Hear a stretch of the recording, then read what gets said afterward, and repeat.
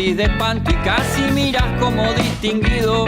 Si cada tanto acunas en tu encanto y era tu mundo el ideal. Y su ideal, mi ideal, el de aquel se puede mirar de... Buenas noches, bienvenidas y bienvenidos a Último Bondi. Último Bondi es una propuesta del colectivo Más Igualdad que busca profundizar en la discusión política, en el intercambio de ideas, en la exposición de información de calidad para poder procesar mejor los debates que requiere nuestra sociedad. En el día de hoy traemos un programa, una propuesta de programa que pretende incursionar en la historia de la propiedad de la tierra en el Uruguay. La historia del Uruguay y antes de la banda oriental no es entendible sin poner en juego el papel de la tierra y el problema de la propiedad viene a colación en esta discusión. Como siempre, tenemos dos invitados, un invitado y una invitada, y además en el día de hoy inauguramos nuestra participación con otro compañero del colectivo Más Igualdad, que es Álvaro Giudice, que es docente de historia. Pasamos a presentar a nuestros invitados. Hoy nos acompañan Nicolás Tufó, que es profesor titular de Historia Americana, dedicación total de la Facultad de Humanidades y Ciencias de la Educación, coordinador del Grupo de Historia del Siglo XIX. Nos acompaña también la doctora María Inés Moraes, profesora titular del Departamento de Economía y del Instituto de Economía de la Facultad de Ciencias Económicas y de Administración de la Universidad de la República, ambos historiadores. Bueno, con esta presentación le vamos a pedir a Álvaro que nos haga una breve introducción y las primeras preguntas para recibir a nuestra invitada y a nuestro invitado. Bueno, primero que nada, un gusto estar acá y con los invitados y invitadas de hoy, y gracias Juan Pablo por invitarme a participar. Y bueno, este es un tema de gran relevancia, que la primera pregunta disparadora que pensábamos era en realidad de revisar un poco sobre la producción académica respecto a esto de propiedad de la tierra, la historia rural, dónde ha estado centrado su interés, si es que hubo producción y bueno, un poco los resultados de esta producción académica. No sé si empezamos por Nicolás. Bueno, a ver, primero gracias por la invitación. Para mí es un gusto estar acá y además también compartiendo la mesa con María Inés Moraes. En relación a la producción académica, el tema de la historia agraria y de la estructura agraria del Uruguay fue en algún sentido durante buena parte del siglo XX constitutivo de las ciencias sociales, y no solo de las ciencias sociales. En la primera mitad del siglo XX hubo una muy amplia producción sobre la estructura rural del Uruguay, sobre el problema de la tenencia de la tierra, sobre las características sociales de la población rural, ¿no? Desde ópticas políticas, ideológicas muy amplias, muy variadas, ¿no? Desde personas, pensadores más recostados en posturas en algún sentido conservadoras, ¿no? También desde la Iglesia Católica, una preocupación muy fuerte por el problema rural, más social. Y también hubo aportes desde la sociología y desde la sociología rural en concreto muy fuertes, ¿no? Y desde la antropología también muy importante. Estoy pensando, por ejemplo, en Aldo Solari, y ahí esa pluralidad ideológica está presente, porque Aldo Solari, digamos, hizo su trayectoria en el Partido Colorado, ¿no? Su trayectoria política en el Partido Colorado, y podría ser reconocido a la fecha como el padre de la sociología rural en nuestro país, en algún sentido, ¿no? Justamente su sociología rural, que es de la década de 1950, es un libro, una pieza fundamental. Después podríamos pensar, por ejemplo, desde la antropología en Daniel Vidart, ¿no? Que también hizo un aporte importante, un aporte además, digamos, desde su rol como funcionario del Ministerio en ese entonces de Ganadería y Pesca, ¿no? Pero además también como secretario político de Tomás Berreta, ¿no? Es decir, también en ese sentido o en esa dirección. No sé, pienso también en Carlos Rama. Podría mencionar varios, ¿no? Entonces, en las ciencias sociales fue muy importante acompañando un proceso que atravesó a las ciencias sociales de todo el continente, ¿no? Donde ahí hay, diferentes posturas que tienen que ver con, bueno, por un lado con el desarrollismo, por otro lado con cuáles son las causas del atraso económico del continente, hay posiciones más cercanas a, bueno, a la necesidad de innovar desde el punto de vista tecnológico para mejorar la producción en el medio rural, etcétera, ¿no? Y eso se sirvió, fue el base de algunos planes de desarrollo económico y de desarrollo agrario en concreto en el Uruguay y en la región, ¿no? Las propuestas de la CIDE, los planteos que surgieron desde el Instituto de Economía de la Universidad de la República en la década del 60. Y ahí entra la historia también, ¿no? Es decir, la historia como una ciencia social, pero con algunos trabajos muy importantes, como los de José Pedro Barrán y Benjamín Nahum, como los del equipo formado por Lucía Sala, Julio Rodríguez y Nelson de la Torre. También aportes de la historia, pero desde la agronomía, como los de, por ejemplo, Esteban Campal, ¿no? Es decir, ahí hay una producción muy relevante, que es una producción muy influida por el contexto político del Uruguay y del continente, ¿no? Donde en ese entonces no se hablaba de la redistribución de la riqueza, pero sí donde el problema de la propiedad de la tierra, donde el problema de la injerencia de algunos capitales extranjeros en el país, tal vez en algunos casos hasta sobredimensionada, estaba muy presente o estaba muy fuerte, ¿no?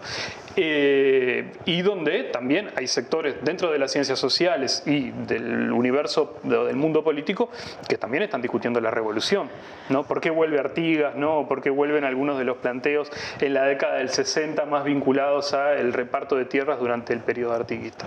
Porque creo que tiene que ver justamente con, bueno, con buscar un punto de contacto con preocupaciones que tenían que ver con el Uruguay del presente en el plano de las ciencias sociales o en el plano político. ¿Y en qué medida entran los asuntos de estratificación social y de distribución en estos estudios de la historia? Bueno, tradicionalmente la cuestión de la estructura de la propiedad de la tierra fue mirada sobre todo desde el ángulo económico, político y social en conjunto, como in totum, ¿no?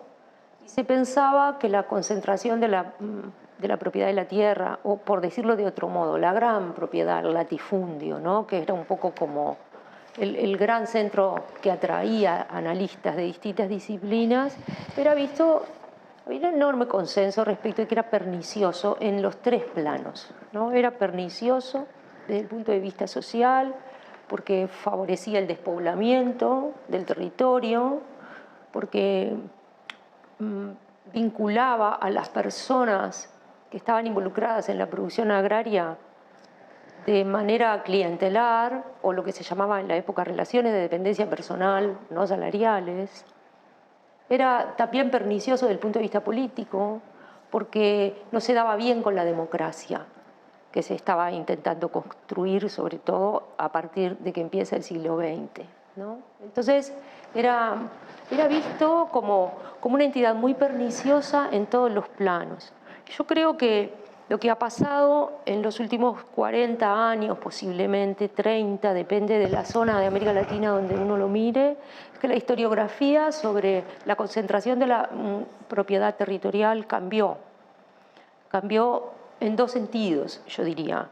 Precisó el foco de la crítica, más algunos de estos tres aspectos, y concretamente al aspecto social y distributivo, y relativizó fuertemente la histórica crítica a la gran propiedad territorial y a la concentración de la tierra como favorecedora del atraso económico.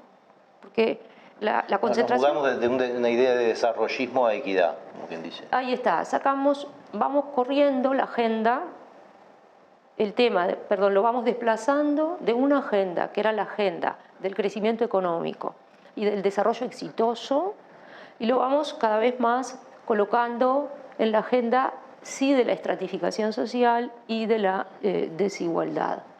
Y ese cambio es sutil, pero a mi juicio tiene consecuencias importantes para el tema en sí mismo, para cómo se delimita ese tema, desde dónde se aproximan los académicos ahora a estudiarlo, y para la investigación académica. Y este cambio de enfoque nos permite hacer miradas retrospectivas que expliquen algunas otras cosas de la historia, porque este asunto de la tierra y su sucesión y demás, que han determinado resultados sociales en el largo plazo también, como que no era una cosa muy, por lo menos en Uruguay, una cosa muy identificada desde esa perspectiva, ¿no? ¿O sí? Bueno, lo que pasa es que los estudios históricos fueron cubriendo, ¿no?, los distintos periodos, el periodo colonial, después todo el periodo de la modernización, lo que trabajaron Barrera y Naum, ¿verdad? Y luego hay como toda una línea historiográfica donde se mezclan historiadores con sociólogos y con economistas, que reconstruye un poco el pasado del siglo XX, ¿no? Si bien cada uno yo diría, sí, cortando un poco grueso, ¿no?, pero a brocha gorda, si bien cada una de estas contribuciones disciplinares tiene sus especificidades, tienen también unos ciertos consensos que comparten esta tradición. De alguna manera se construye en base, en primer lugar, a este consenso tripartito respecto del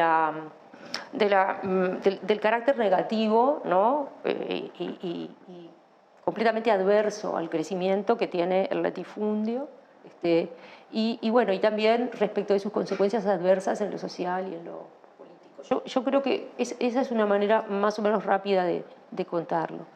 Yo creo que desde hace unos años hay una cierta renovación en América Latina en general en relación con el tema de la cuestión de la tierra, en particular en lo que tiene que ver con el periodo colonial, porque uno de los consensos que había es que el latifundio es una institución, por así decirlo, o es una forma, si ustedes quieren, de organizar la producción agraria que remonta, que tiene orígenes muy largos y que ha sido como un gran fenómeno de persistencia, ¿no?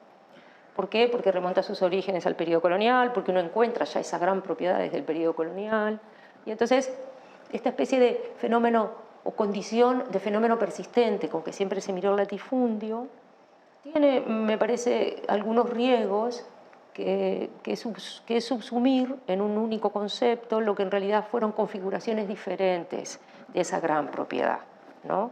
Como que la gran propiedad del periodo colonial tuvo sus especificidades, es una forma de producir precapitalista, las lógicas son otras, ¿no? La gran propiedad ya del siglo XX se inserta en una economía mundial, como que debe ser mirada en otro contexto, ¿no? Exacto. Ahora, desde el punto de vista social, no solo, si me permitís esto, porque así compartimos un poco resultados nuevos de investigación. Nosotros hicimos un estudio recientemente sobre la concentración de la riqueza en el periodo colonial para la ciudad de Montevideo, o sea, para la población, no solo de la ciudad, sino también de las áreas rurales, pero de lo que viene a ser la jurisdicción de Montevideo, no de toda la banda oriental, ¿de acuerdo? Y los resultados son bien interesantes porque nosotros encontramos niveles de concentración de la riqueza bien altos, que por otro lado son los habituales en las economías precapitalistas, pero también que Montevideo queda situada, si uno la compara, en un marco un poco más internacional, con otras ciudades relevantes de Europa y de los Estados Unidos, o de las colonias inglesas de América del Norte. Entonces uno se encuentra con que en realidad la concentración de la riqueza acá está en la cota baja, ¿se entiende? Está en los rangos más bajos de concentración de la riqueza, medido esto a nivel agregado, tomando en cuenta todos los activos que consideramos como riqueza. Pero si uno mira específicamente la concentración de la propiedad de la tierra y de la propiedad de los ganados, los niveles de concentración son muy superiores. Quiere decir que son activos, que son relevantes, no solo para la producción, sino también para el empoderamiento social, porque realmente la tierra es muy abundante en esa época. Entonces no tiene mucha lógica esa concentración de la propiedad. Estoy hablando de la propiedad legítima, no de la posesión, en tan pocas manos. Y esto se verifica si uno lo estudia buscando cuánto retiene el decil más rico de tierras y de ganados que retienen porcentajes inconmensurablemente altos, como si uno, mediante un supuesto de estratificación social que hicimos, uno se fija no en el decil más rico, sino en lo que podríamos caracterizar socialmente como la élite por las ocupaciones, por teniendo en cuenta una cantidad de variables sociológicas, no monetarias. Y esa élite es fuertemente concentradora de todos los recursos, pero particularmente de estos dos. Entonces, eso habla de que las élites efectivamente están ligadas en sus orígenes a su capacidad de retener de concentrar estos recursos. Lo que yo creo, y con esto me gustaría, ya que tengo el gusto de estar acá con Nicolás, me gustaría introducir algo de lo cual él sabe bien, mucho, que es esto que estoy contando aplica para aquellos que eran propietarios legales de estos recursos. Pero por fuera de este universo, que no aparece captado en nuestro estudio, vale la pena tener en cuenta que en esa época también había un conjunto de personas que acceden a la tierra, o si ustedes quieren, de controladores de recursos que no eran propietarios, porque en esa época de la historia se puede controlar recursos sin tener derechos de propiedad. Exacto. ¿No? Entonces, la otra cuestión que yo creo que ha hecho cambiar la historiografía sobre el tema es que ahora tenemos una mirada sobre lo que es la propiedad completamente distinta de la que teníamos antes. Y ahí creo que Nicolás, que ha estado estudiando esto recientemente, nos puede ilustrar. Lo vamos a dejar para el segudo bloque porque Perfecto. tenemos que cerrar y ya volvemos porque de una manera u otra queríamos empezar esta periodización un poco en el segundo bloque ¿no? de las distintos momentos que podrían reconocerse, más allá de que esta discusión de las etapas siempre es una discusión viva, ¿no? Pero bueno, volvemos en un minuto con el segundo bloque de Último Bondi.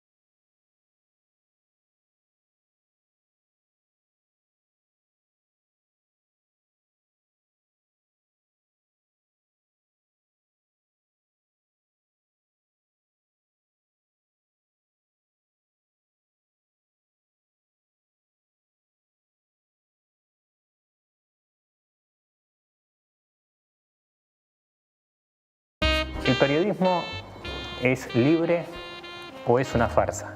Así lo decía Rodolfo Walsh.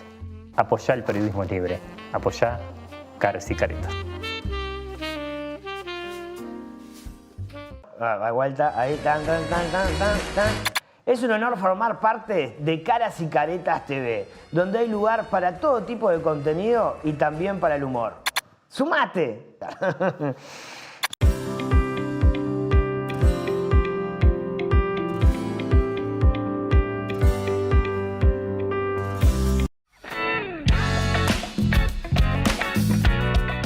Seguimos en este segundo bloque de Último Bondi. Estábamos conversando y llegando metiéndonos ya en uno de los temas planificados, que era un poco ver en las distintas épocas de este asunto cómo se expresaba esta problemática que traíamos de propiedad y estratificación social y distribución. Álvaro.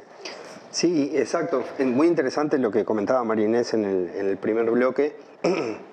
Y bueno, un poco nosotros también nos queríamos como plantear y preguntarles de esta élite, ¿cuál ha sido su suerte, no solamente de esta, sino de otros que propietarios de tierra, de grandes extensiones? ¿Cuál ha sido su suerte, la de sus descendientes?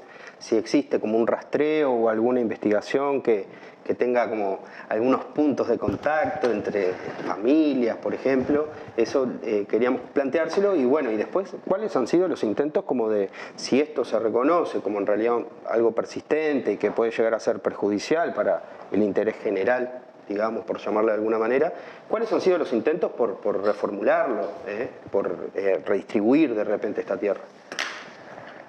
Bueno, son dos enormes preguntas, Sí. pero no sé si vos querés arrancar con la primera y yo con la segunda o al revés. Yo con la primera me animo. Bueno, dale. ¿Sí?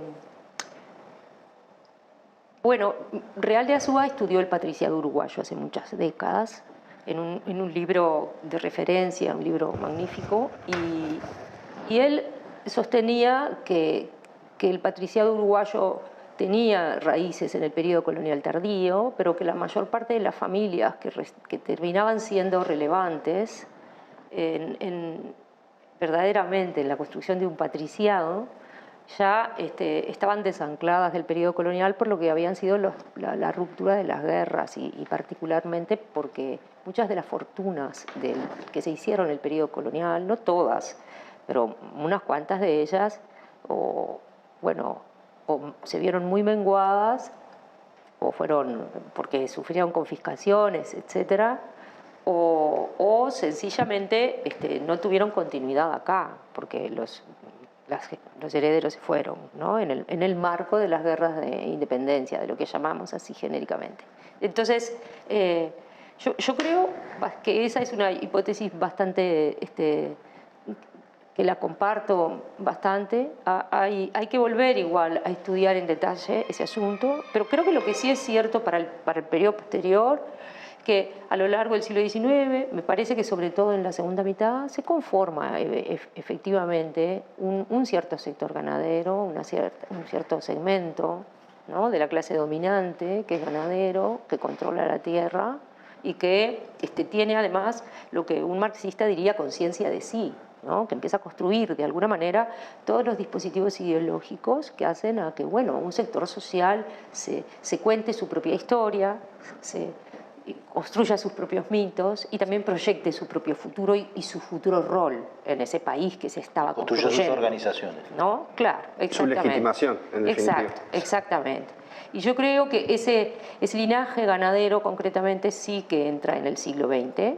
Se mezcla mucho con unas cuantas cosas. En el siglo XIX hay destacadísimos extranjeros que cumplen papel relevante en la construcción de estos procesos que acabo de mencionar.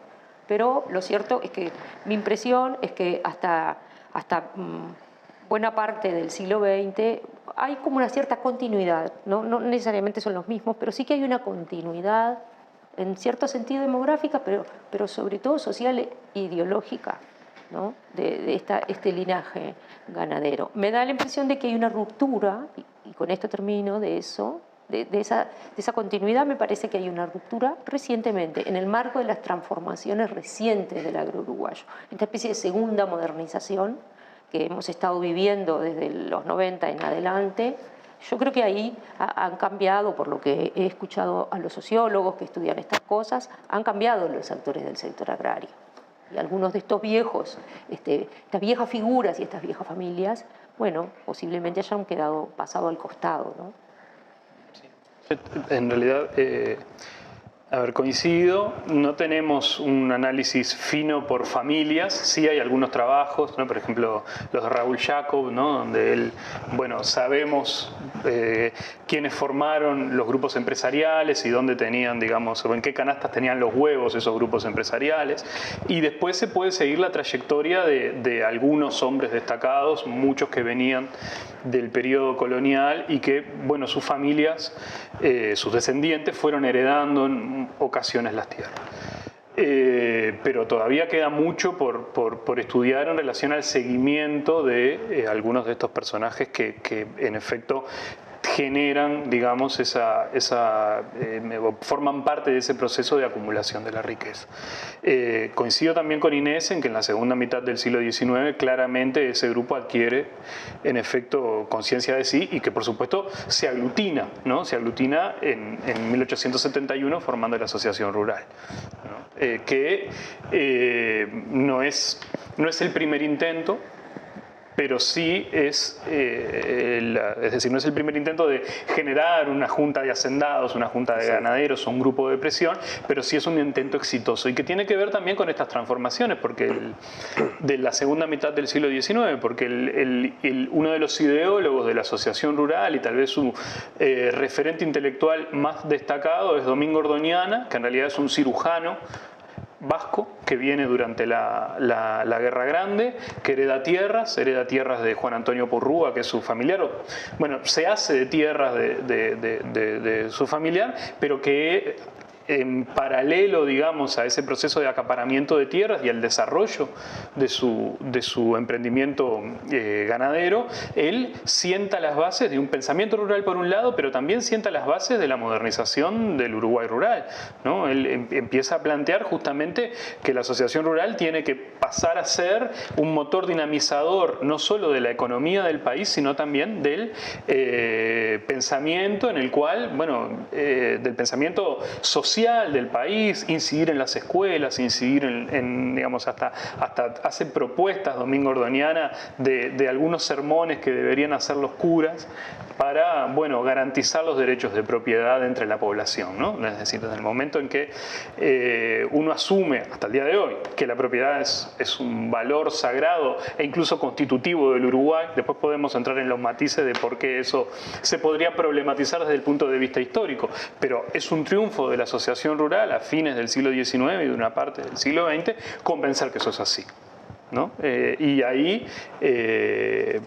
hay un papel muy destacado de algunos de estos hombres de la segunda mitad del siglo XIX, ¿no? Bien, y perdón, me quería... ¿Qué hacemos en el siglo XX? Exacto, y bueno, de estos intentos, algunos conocemos, pero bueno, ¿cuáles han sido los intentos y cuáles fueron sus resultados también Yo quisiera hacer un paréntesis acá para pasar un videito cortito que vimos, que me parece que entra un poco, por lo menos en una de las dimensiones del siglo XX, que tiene que ver un poco con la estratificación y la propiedad de la tierra, para después sí ir a esta idea de qué pasó en el siglo XX con los distintos intentos.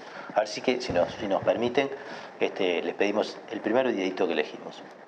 Como quería empezar era hablar un poco de la estructura agraria durante todo el siglo XX, y que es una estructura agraria en donde uno podría decir que la tierra está dividida entre productores grandes, medianos y chicos.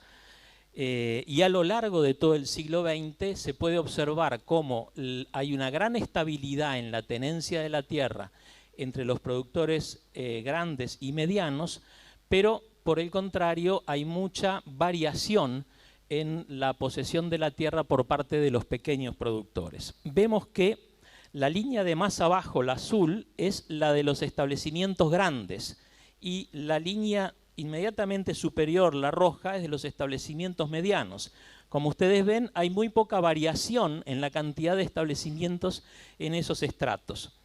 En cambio, la línea anaranjada, que es los establecimientos de menos de 100 hectáreas, tiene un gran crecimiento entre 1908 y 1961 y un decrecimiento entre el 61 y el 2011. Por eso, entonces, lo que yo decía, hay una gran estabilidad en la posesión de la tierra entre grandes y medianos establecimientos y una gran variabilidad en los establecimientos pequeños. Esto es el año 2000. Los establecimientos familiares son el 82% de los establecimientos y los establecimientos empresariales son 18% de los establecimientos. Pero los establecimientos familiares, el 82%, tiene 24% de la tierra, mientras que los establecimientos empresariales, el 18%, tiene el 76% de la tierra. Estábamos viendo a Diego Piñeiro en un seminario, donde estuvo también María Inés, conmemorando los 200 años del reglamento de tierras, y queríamos ver esa dimensión, por lo menos para entrar un poco en la pregunta que traía Álvaro, ¿no? Sobre, bueno, qué se había hecho con esto, qué había pasado. Exacto. Creo que Nicolás... Con los intentos de modificar el sistema, hay algo importante que señalaba Inés en el bloque anterior, y es a ver, con lo que cerraba recién mi intervención, es decir, bueno, hoy tenemos una idea de la propiedad privada como sagrada y parece que la propiedad privada siempre existió, ¿no? Sin embargo, desde el periodo colonial hay formas muy diversas de acceder a la tierra. Es decir, está la propiedad legal, o lo que María Inés llamaba hace un rato la propiedad legal, es decir, alguien que, digamos, cumple con todos los requisitos y tiene un título y puede decir esto es mío, pero después hay muchas formas de acceder no solo a la tierra, sino a los recursos naturales en general que tienen que ver con el uso o con la posesión de esos recursos naturales. Y eso, durante la etapa colonial y durante el siglo XIX, es extremadamente problemático, ¿no? Extremadamente problemático porque esas distintas formas de acceder a los recursos conviven, generan tensiones sociales, ¿no? Porque puede ocurrir que una persona adquiera un predio rural, pero es un predio rural que está, hoy diríamos, ocupado, ¿no? Pero en esa ocupación esas personas anteponen a un título sus derechos generados por uso, ¿no? Y sus derechos generados por producción, por haber trabajado la tierra. Ahí en los archivos en nuestro país hay innumerables juicios en ese sentido o en esa dirección, ¿no? Tenemos también quienes intentan legitimar ese uso de los recursos naturales o el uso de la tierra, legitimar una especie de derecho de ocupación generado a partir de lo que se hace con la tierra y no solo con el título. Eso va a atravesar por lo menos el siglo XVIII, el siglo XIX, y va a ser motivo de numerosísimos conflictos sociales a lo largo de la historia de nuestro país, ¿no? Podríamos encontrar, si se quiere, algún paralelismo con el presente o algunos puntos con el presente. Y en el medio está el Estado, que es un Estado en la década, digamos, por poner un punto de partida de 1830, que se está fundando, que es extremadamente débil, pero que va a ser extremadamente débil durante buena parte del siglo XIX. Ese Estado extremadamente débil tiene que cumplir con las funciones que hasta el día de hoy nosotros le asignamos a un Estado, ¿no? Seguridad interior, cuidar la frontera, pero también establecer un sistema de fiscalidad unitario que le permita contar con recursos.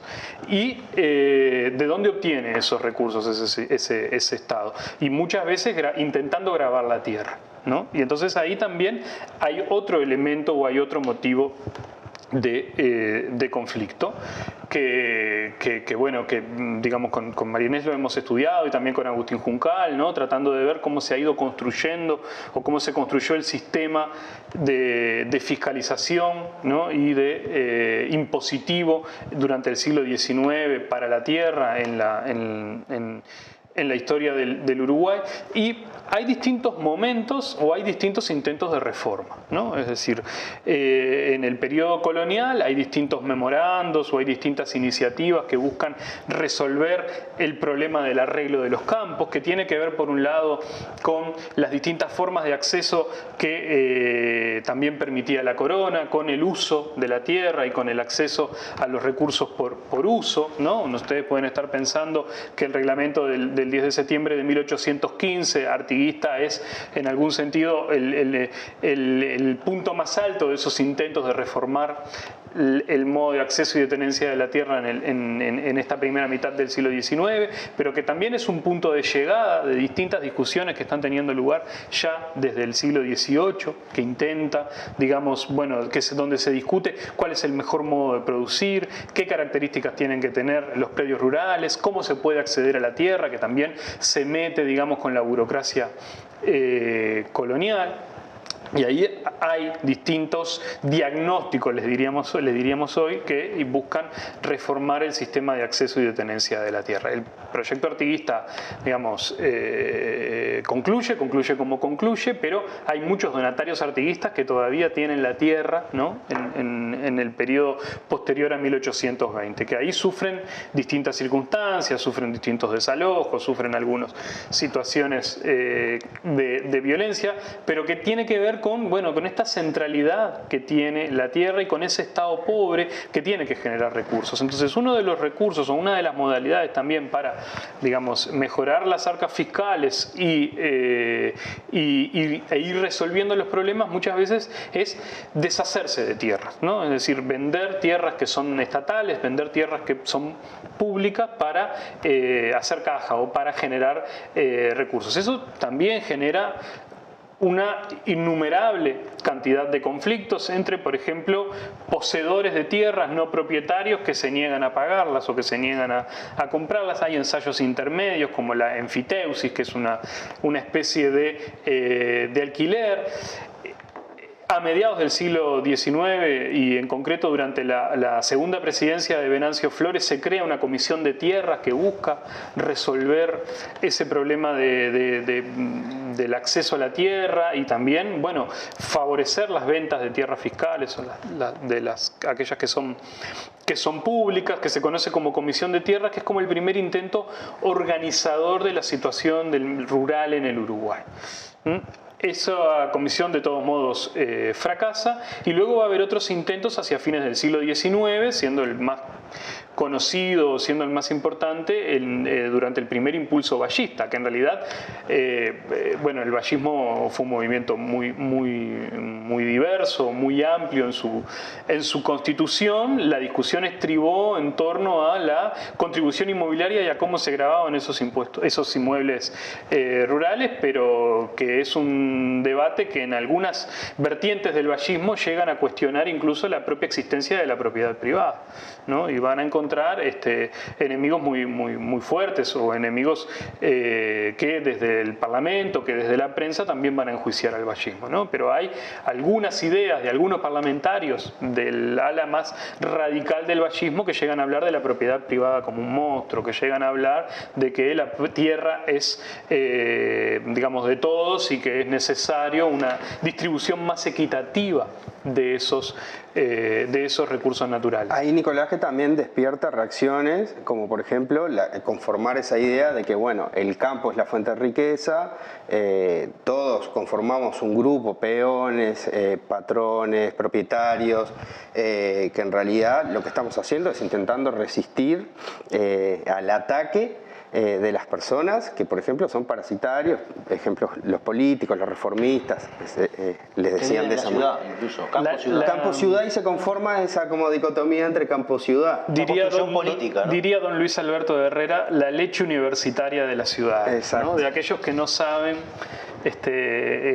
cómo se vive en el campo y cómo se llevan adelante las tareas rurales, pero que ahora quieren incidir y ese es un triunfo de la idea de la propiedad privada, ¿no? Es decir, es cierto, y Inés lo ha demostrado, durante el primer vallismo, un triunfo del vallismo, uno podría decir, bueno, es el cuestionamiento al latifundio, ¿no? El latifundio como estructura termina siendo cuestionada en el vaivén de esas discusiones, que no son discusiones de un año. Ustedes fíjense que el primer proyecto es de 1905 y la discusión todavía sigue luego de la segunda presidencia de José Valle de Ordóñez. Y tiene algo que ver eso que mirábamos en la gráfica que mostraba Diego Piñeiro, que en ese siglo XX, una vez consolidado el vallismo, un relativo y lento crecimiento de los pequeños productores hasta el ocaso del vallismo y una caída de nuevo de los mismos.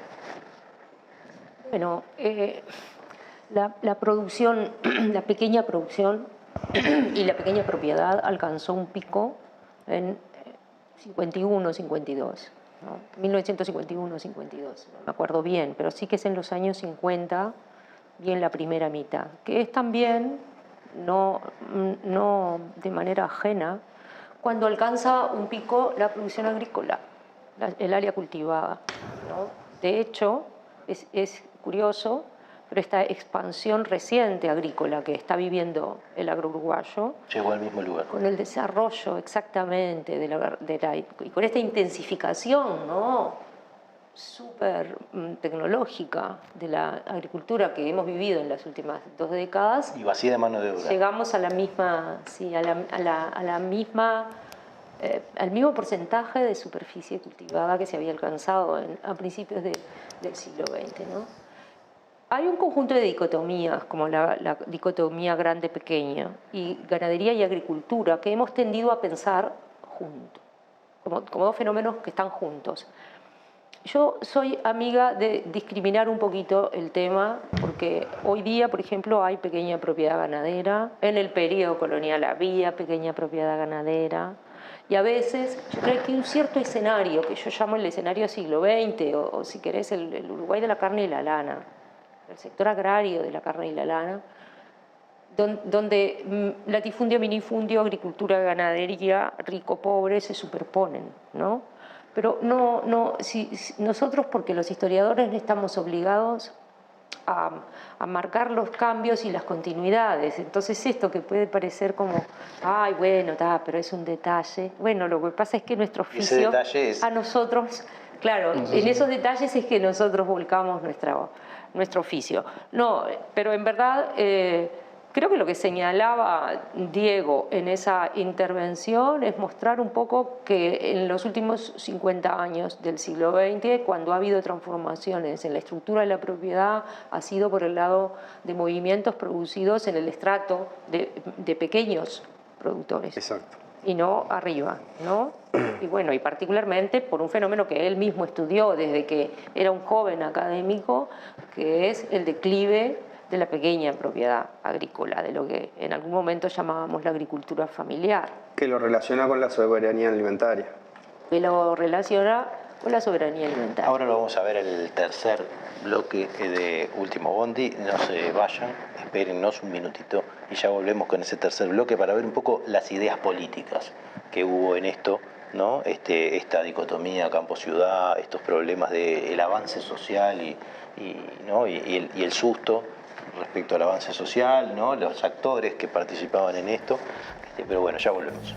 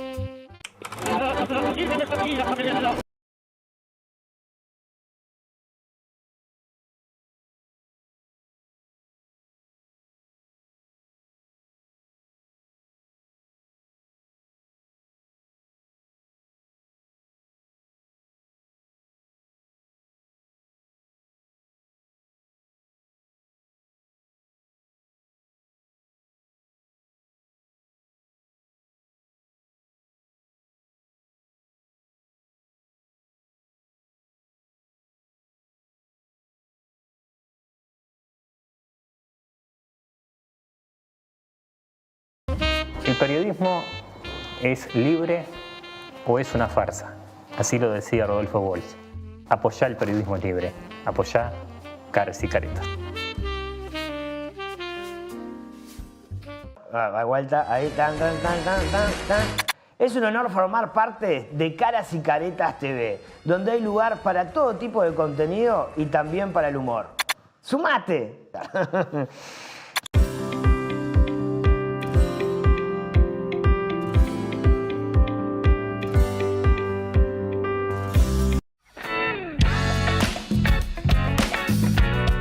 Volvemos en este tercer bloque sobre el problema de la propiedad de la tierra en la historia del Uruguay.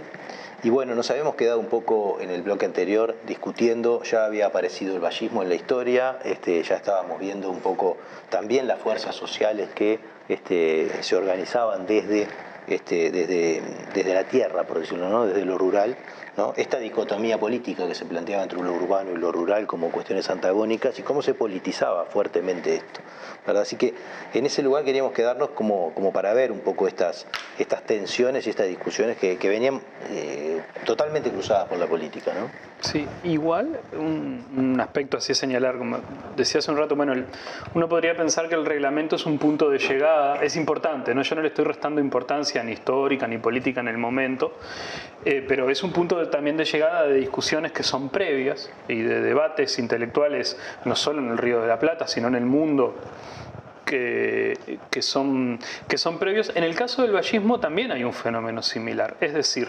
este problema de la tenencia de la tierra y de las formas de propiedad se ataca ya desde la segunda mitad del siglo XIX, ¿no? Si yo pienso, por ejemplo, a ver, les voy a decir algunos nombres que capaz que para quienes nos están viendo en algunos casos les suenan más a calles, pero Juan Carlos Gómez. Bueno, en 1853 Juan Carlos Gómez dice, él hace la propuesta de recupero de tierras. Dice, el Estado tiene que recuperar sus tierras, ¿no? Y a partir de ahí, él es un propietarista, es un defensor de la propiedad privada como base del orden social, lo dice así, ¿no? En su diario, desde las páginas de su diario El Orden.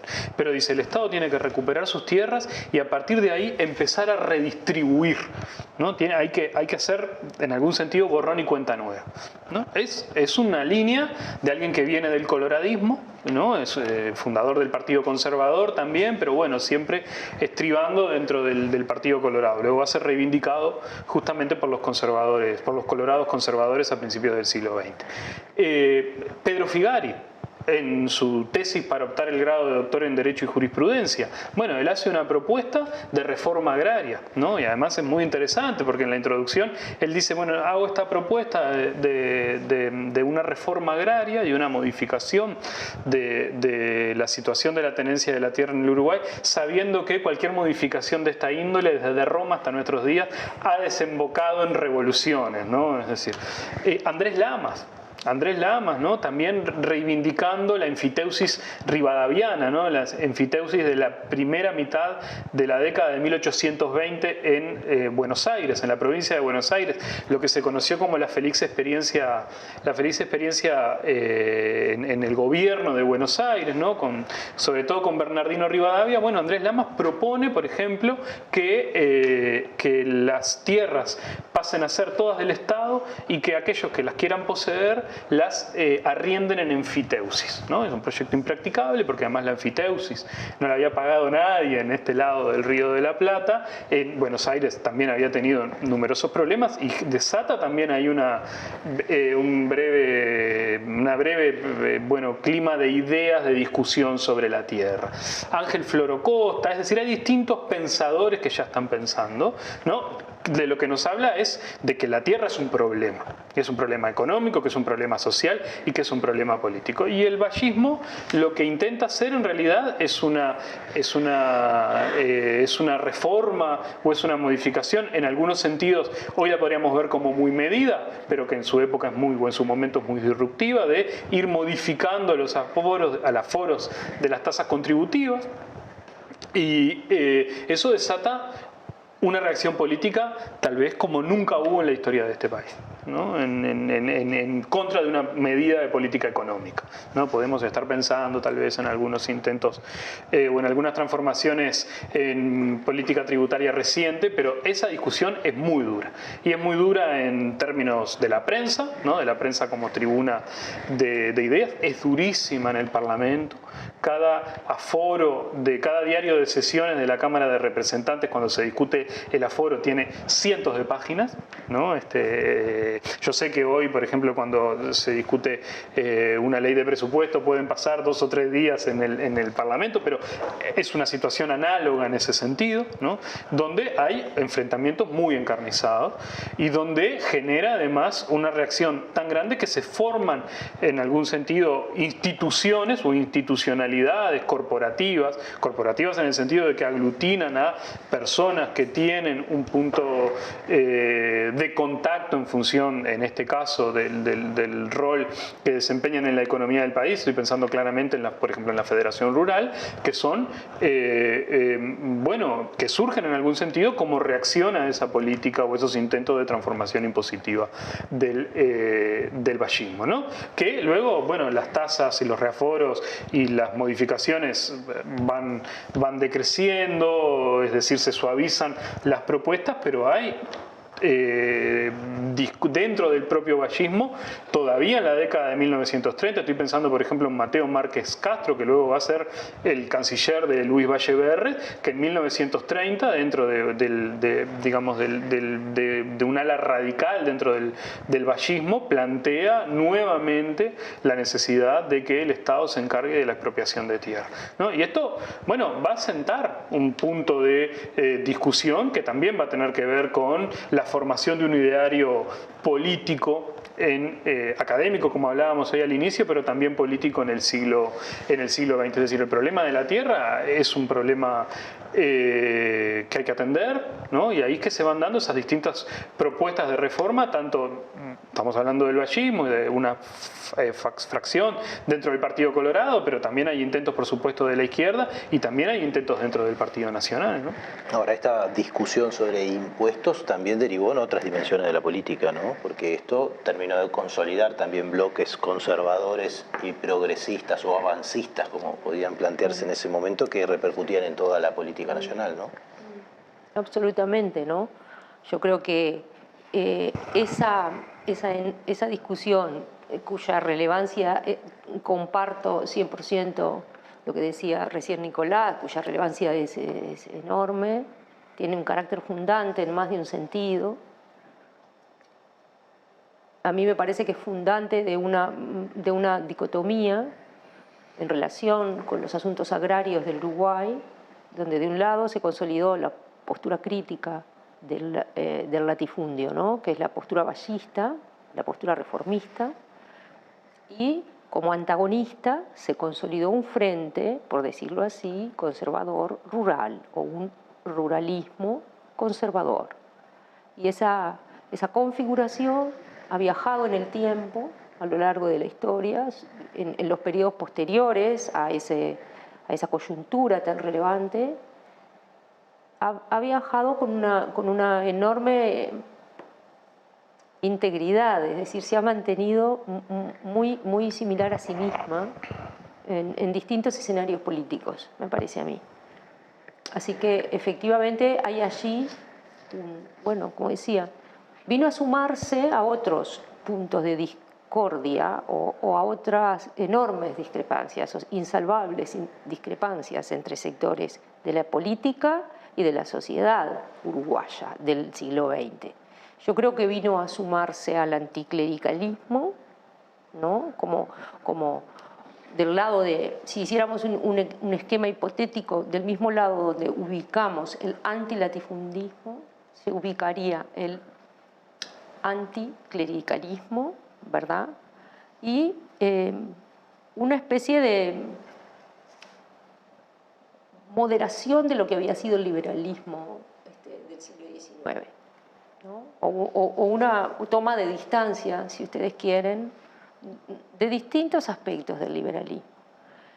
Y el otro, ¿no? el otro bloque que se configura, me parece a mí, en esa coyuntura es ese Uruguay conservador, que en aquel momento era clerical, no creo que lo siga siendo hoy día. En aquel momento defendía posturas de la Iglesia Católica, pero sobre todo lo que defendía era un modelo de relación entre Iglesia y Estado de antiguo tipo, digamos, ¿no? Y bueno, y con una perspectiva sobre la cuestión distributiva claramente distinta. Mientras que el vallismo pensaba que el Estado tenía que ser el escudo de los débiles, este espacio conservador, como lo ha explicado muy bien Gerardo Caetano en su último libro, bueno, más bien proponía una lectura de la sociedad donde son las personas las dueñas de su destino y las que, mediante su propio esfuerzo, ¿no? Una especie de versión de época de lo que hoy llamamos meritocracia, pueden conquistar o no determinados lugares sociales. Ya voy a aprovechar que hicimos una línea de continuidad que nos trae hasta hoy para pedir el segundo videíto que seleccionamos de esta misma ponencia, porque en realidad nos hace desembocar en forma contundente en el siglo XXI y así podemos cerrar un poco esta idea de esta recorrida que propusimos. Así que vamos a verlo. A principios de la primera década del siglo XXI hay una fuerte presión compradora de tierra en el campo uruguayo. La demanda por tierra empuja los precios al alza, multiplicando por 6 su valor. En los últimos 30 años del siglo XX, el valor medio de la tierra, el valor promedio era de $500 la hectárea. En la actualidad, el valor promedio de la tierra está entre $3.500 y $4.000 la hectárea. Los censos, además, muestran que hubo una concentración de la tierra muy grande entre el año 2000 y 2011, ya que de 54.000 productores que había en el año 2000, en el año 2011 habían desaparecido 12.000 productores y el 90% de ellos tenía menos de 100 hectáreas. Pero además de eso, si uno mira qué pasó con no solo con la propiedad, cómo se distribuyó la propiedad, sino en el origen del capital que compró la tierra, lo que vemos es que en el año 2000 los propietarios que eran de nacionalidad uruguaya tenían el 90% de las tierras. En el año 2011 los uruguayos tienen el 54% de las tierras. Es decir que 7 millones de hectáreas fueron compradas por propietarios cuya nacionalidad no conocemos, porque en general fueron compradas por sociedades anónimas y por lo tanto, como son anónimas, no sabemos la nacionalidad. Es que nosotros los uruguayos no podemos o debemos entender que lo que está pasando, el proceso de acaparamiento de las tierras que está pasando en Uruguay, no pasa solo en Uruguay, está pasando en todo el mundo. Y que así como, sobre todo en los países de la Cuenca del Plata, pero además en otros continentes como África o Asia, donde gobiernos están comprando tierras o grandes empresas están comprando tierras para la producción de fibras y alimentos. Y las causas son las que voy a enunciar ahora. Por un lado, el aumento de los precios del petróleo y la aparición de los biocombustibles. Los biocombustibles, al subir el precio del petróleo, empiezan a ser competitivos. La demanda de países emergentes por fibras y alimentos como China, India, Rusia, Brasil, etc. Y por lo tanto la elevación de los precios de fibras y alimentos en los mercados internacionales y algo muy importante, la especulación que comienza a darse con los mercados alimentarios. Para darles un ejemplo, en la Bolsa de Chicago, que es donde se negocian todas las ventas a futuro de los granos, se venden 80 veces más granos de los que realmente hay. ¿Se entiende? O sea, lo demás es especulación financiera en la bolsa. Eso tiene un impacto muy grande sobre el precio de los alimentos para aquellos países que deben comprar alimentos para sobrevivir, o sea que no tienen lo que se llama seguridad alimentaria. Quedó un poquito cortado el video ahí, pero hablaba de seguridad alimentaria y yo creo que de una manera o de otra, como para cerrar un poco este último bloque, nuestra inquietud, ¿no? Sobre, estuvimos viendo los distintos intentos, ¿no? que se vieron y los distintos actores que concurrían en esa contienda. Tenemos grandes continuidades o cosas similares, ¿no? A lo largo de la historia. También tenemos novedades, ¿no? Las dos cosas están planteadas en estos retos y en cualquiera de las dos vemos quizás que las mismas dificultades que se plantearon históricamente, incluso aumentadas y más complejas, ¿no? Es decir, plantear ¿qué le inspira, ¿no? ¿Qué piensan ustedes en relación con el bagaje histórico que tienen sobre la necesidad de políticas, la necesidad de instrumentos, ¿no? Como para avanzar en este sentido que de una manera u otra ponía arriba de la mesa Diego Piñeiro, ¿no? Cuando estamos hablando de un mundo que está en el borde de la crisis ecológica, ¿no? Que estamos en problemas, ¿no? De modelos de producción que nos traen mucha falta de soberanía y de seguridad alimentaria. ¿Cómo ven ustedes esta nueva coyuntura que repite muchas cosas pasadas antes, pero con algunas novedades? Bueno, Qué difícil. qué difícil, sí, qué difícil. Voy a empezar por donde terminaba Diego cuando él decía los uruguayos tienen que saber que esto que está pasando acá está pasando en todo el mundo, ¿no? Voy a empezar por señalar un poco el carácter global de este proceso de absoluta comoditización o mercantilización de los recursos naturales, un proceso que empezó hace mucho tiempo, pero en todo el mundo, pero que ha alcanzado ahora niveles, bueno, novedosos, ¿no? Inéditos. Algunos teóricos hablan del abaratamiento definitivo de la naturaleza, ¿no? Como que la naturaleza se ha convertido en un bien económico, pero además barato, que las tecnologías actuales buscan el abaratamiento de los recursos naturales. Por otro lado, observamos que se puede especular en el mercado de alimentos, como se puede especular en el mercado de bonos y de títulos, ¿no? Como, o sea, hay también una financiarización del negocio agrario, no solo en cuanto a que los capitales financieros han ingresado al mismo, sino que además las formas de hacer negocio y las lógicas para la toma de decisiones de inversión se parecen más o se parecen mucho más ahora a lo mismo, a su equivalente, pero de un mercado financiero, que a lo que tradicionalmente asociábamos con el sector agrario, porque el sector agrario estaba asociado, no se olviden, históricamente, por todos los pensamientos que pensaban la evolución y el desarrollo, como lo atávico, lo que quedaba atrás, ¿no? Y así pensaron muchos marcos teóricos lo agrario. Y ahora resulta que en realidad ese escenario de transformaciones que son pavorosas, ¿no? Uno podría, con cierta ironía, hablar de que en el Uruguay del siglo XXI finalmente ha tenido lugar un desarrollo agrícola que alguna vez soñó el vallismo de la primera parte del siglo XX, ¿no? Es como que 100 años después, en 2015... Se industrializó el campo. El campo, primero, la agricultura le quitó millones de hectáreas a la ganadería y segundo, se tecnificó a niveles de robótica, ¿no? Yo creo que es, no sé si el único, porque no me gusta exagerar, pero es uno de los sectores de la economía uruguaya donde hubo un proceso de cambio técnico más intenso y más acelerado en los últimos 40 años, sin duda. Si alguien quiere estudiar eso, lo tiene que ir a buscar ahí. Cuando cambia la tecnología, cambian las formas de hacer negocios, y es porque están cambiando los mercados mundiales. Yo creo que la respuesta que el país pueda dar va a estar muy mediada por la respuesta que en otras partes del mundo tengan lugar. Vieron que ahora está todo el mundo preocupado y el primer mundo, o lo que antes llamábamos el primer mundo, está muy preocupado por el incremento del precio de los alimentos. Y hay que está viviéndose en este momento.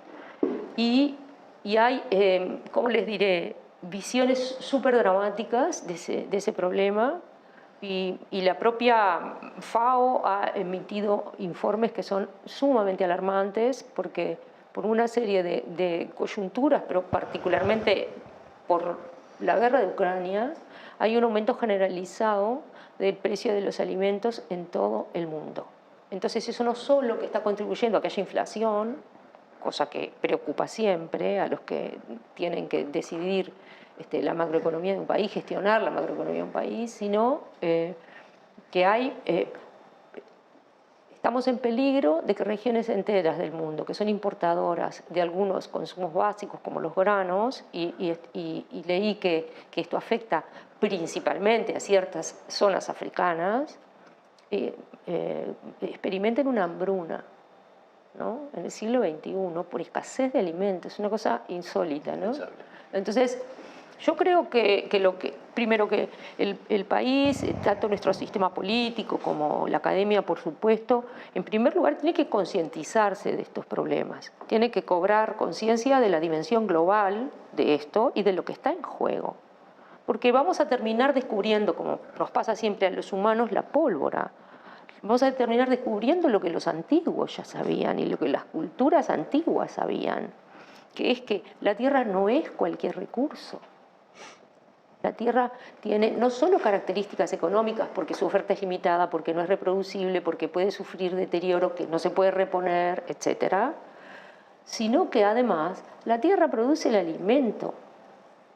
Y estamos donde estamos en materia de desarrollo económico, de desarrollo tecnológico, pero seguimos necesitando de los procesos biológicos agrarios para comer. Entonces, ni que hablar del agua, ¿no? Porque hablo de la tierra porque fue lo que nos convocó, pero esto mismo puede decirse del agua. El acceso al agua para todos está comprometido. Y el acceso a agua potable y la oferta, por así decirlo, disponibilidad de agua potable está comprometida por la polución. Entonces, yo creo que tiene que haber una especie como de toma de conciencia, primero decía del carácter global y después del carácter como radical de estos fenómenos. No son procesos de coyuntura, no está solo en juego quién gana o quién pierde. Me parece que está en juego la sustentabilidad de la vida.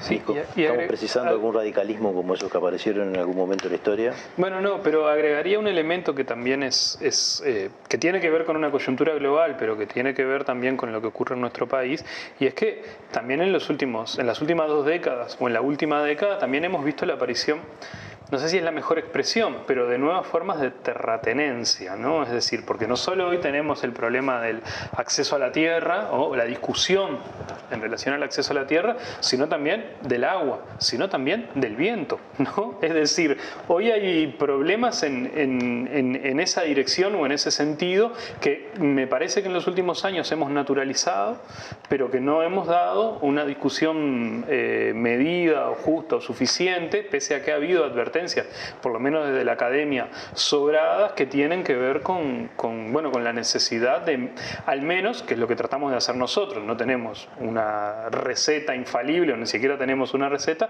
pero sí de problematizar estas cuestiones, ¿no? Es decir, de cómo nosotros podemos, como país, no nosotros acá sentados, sino como país, problematizar el acceso o cómo históricamente y cómo actualmente se da el acceso a los recursos naturales, donde además, claramente, porque eso creo que todos lo sabemos, pero no lo dijimos, el medio rural en nuestro país es un elemento vertebrador de dinámicas sociales, de dinámicas políticas, pero también es un pilar fundamental de la vida económica de todo el Uruguay, ¿no? Lo ha sido históricamente y lo sigue siendo hasta el día de hoy. Entonces, si es un pilar fundamental, yo creo que por lo menos nos merecemos participar del debate. Muy bien, Álvaro, nos tenemos que ir. Bueno, muy bien, muy disfrutable, estaría rato. Creo que arrancamos discutiendo la propiedad y ahora vamos a terminar, vamos a hacer la propuesta de volver a discutir la propiedad. Sí, tal cual. Desde el concepto hasta su consecuencia, ¿no? Del principio. Quiero rescatar lo que decía María Inés, que da para pensar mucho, cómo muchas veces nos olvidamos de lo básico, ¿no? Que para poder desarrollar un montón de actividades, primero que nada hay que alimentarse y hay que poder comer. Volver a lo básico, quizás un rato. Exacto. Bueno, muchísimas gracias, realmente un placer.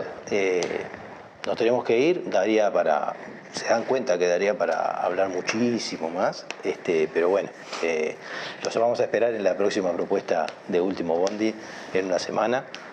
Acompáñennos, síganos en nuestra página de masigualdad.org.uy. Háganle un clic ahí para recibir nuestras notificaciones y nos vemos la semana que viene en la próxima propuesta de programa. Muchas gracias.